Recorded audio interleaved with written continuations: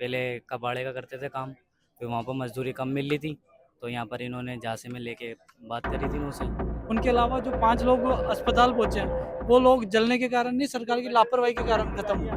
क्योंकि इनको बताया गया था, हम पूछे थे कि लाइसेंस है, तो हाँ लाइसेंस, ये बताए सेठ की लाइसेंस है, यहाँ जो काम कर रहा है। बड़े बड़े नेताओं ने शोक व्यक्त कर दिया, उस व्यक्ति को शोक व्यक्त करने का भी वक्त नहीं है।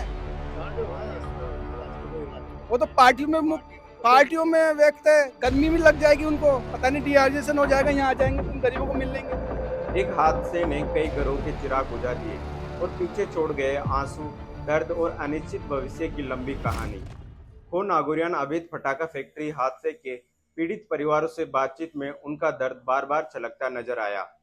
परिजनों का कहना है कि यदि प्रशासन, दमकल और एम्बुलेंस की टीमें सही समय पर मौके पर पहुंच जाती तो कुछ जिंदगियां बचाई जा सकती थी। कई परिवारों ने अपने घर के इकलौते कमाने वाले सदस्य को खो दिया है, जिससे उनके सामने आज रोजी रोटी का गंभीर संकट खड़ा हो गया है।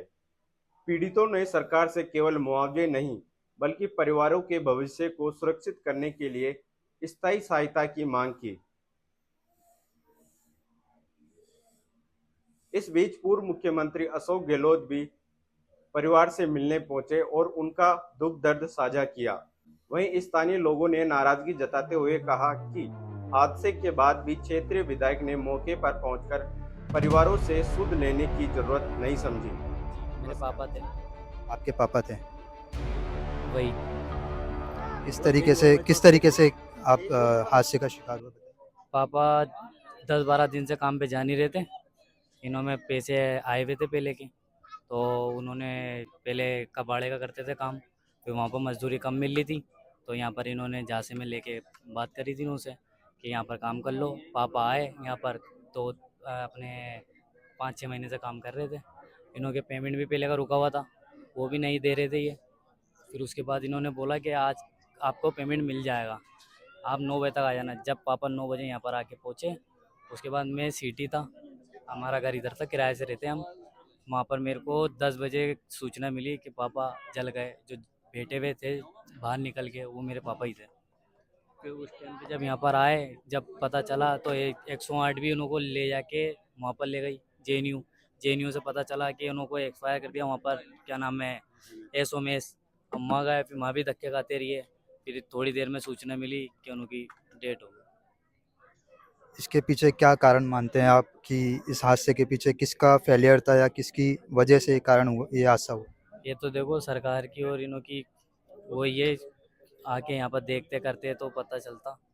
किसी ने भी अभी आके कोई किसी से कुछ नहीं पूछा ना करा। तो आपको जानकारी थी पहले से यहाँ पे इस तरीके की फैक्ट्री चल रही है?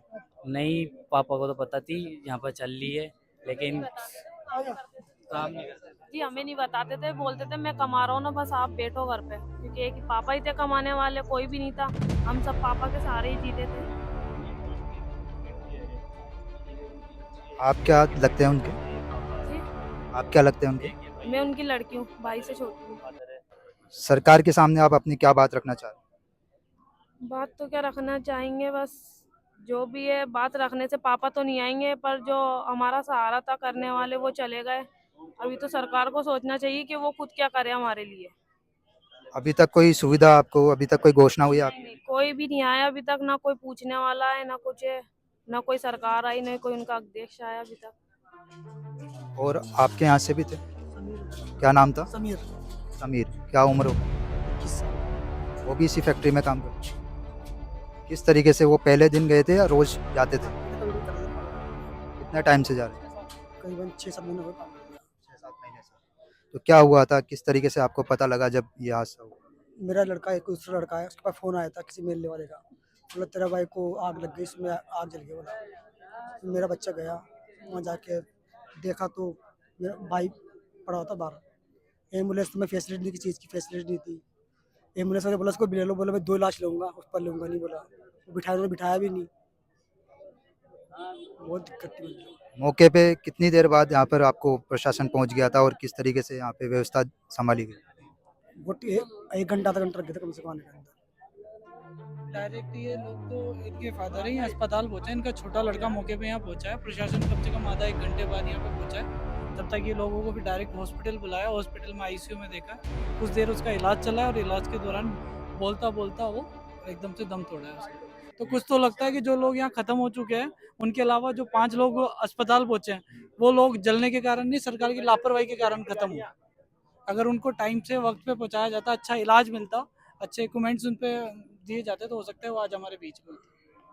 अब आपकी सरकार से क्या मांग है?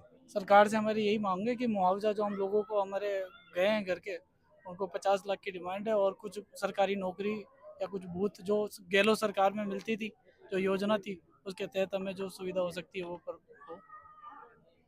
और आपके परिवार से थे, क्या नाम था? मोहम्मद अशरफ था नाम उनका, मेरा लड़का था वो। उनके 3 बच्चे हैं, और ये बच्चे उनके हैं। ये दोनों उनके बच्चे थे? तीनों हैं, ये लड़की है और 2 बच्चे हैं।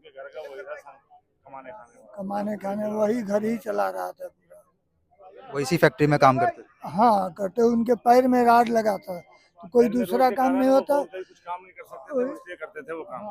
कुर्सी पे बैठे बैठे बैठा नहीं जाता था नीचे उस लड़के से, तो यहीं पे काम कर रहे थे, चाहे जैसे भी ऐसा हादसा हो गया। जो कि इनको बताया गया था, हम पूछे थे कि लाइसेंस है, तो हाँ लाइसेंस, ये बताए सेठ की लाइसेंस है, यहाँ जो काम कराता था। अब सुनने में आ रहा है जब वो चले गए तो लाइसेंस नहीं है, फर्जी है, तो ये है।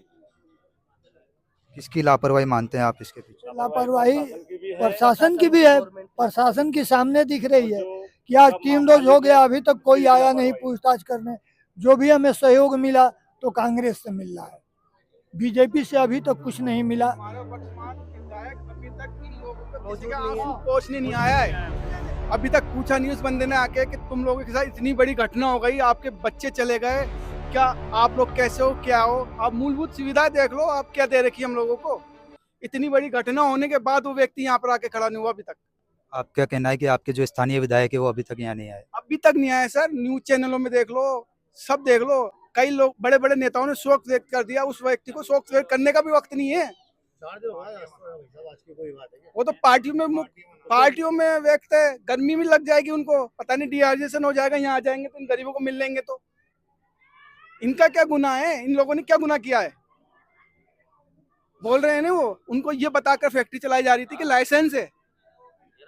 किसने दे रखा था यहाँ लाइसेंस? प्रशासन क्या कर रहा था? थाना क्या कर रहा था यहाँ पर सर? जैसा बताया जा रहा है कि यहाँ से थाना महज कुछ ही दूरी पर है। ये रहा आधा किलोमीटर। थाने ने तो डाल देने स्थानीय लोगों पे, इन्होंने हमें बताया ही नहीं। क्या स्थानीय लोग कितना बताएंगे इनको? 2 साल पहले भी घटना हुई थी ITI कॉलेज के पीछे, 2 साल पहले ITI कॉलेज के पीछे घटना हुई थी, क्या करा थाने ने उसमें? पुलिस कमिश्नर सचिन मित्तल जी ने जो कार्रवाई की है पुलिस अधिकारियों पर, उससे आप संतुष्ट हैं? अब संतुष्ट, अब क्या करें? संतुष्ट नहीं होंगे तो क्या होंगे ये बताओ। इनके तो चले गए ना, 8 परिवार तो उजड़ गए ना। 3 महीने बाद वापस नौकरी पे चले जाएंगे। वो तो 3-4 महीने बाद फिर नौकरी पे आ जाएंगे सर। क्या मांग रखना चाहते हैं आप सरकार के? सर इनको उचित मुआवजा मिले और दोषियों के खिलाफ सख्त से सख्त कार्रवाई हो। जो भी दोषी है, थाने ने तो कह दिया, स्थानीय लोगों ने बताया नहीं, अखबारों में चला दिया कि हर घर में फैक्ट्री चल रही है। मतलब कुछ भी लिख दो आप, सबको बदनाम कर दो।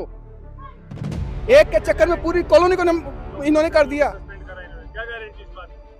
एक के चक्कर में पूरे को बदनाम कर दिया कि घर घर में फैक्ट्री चल रही है।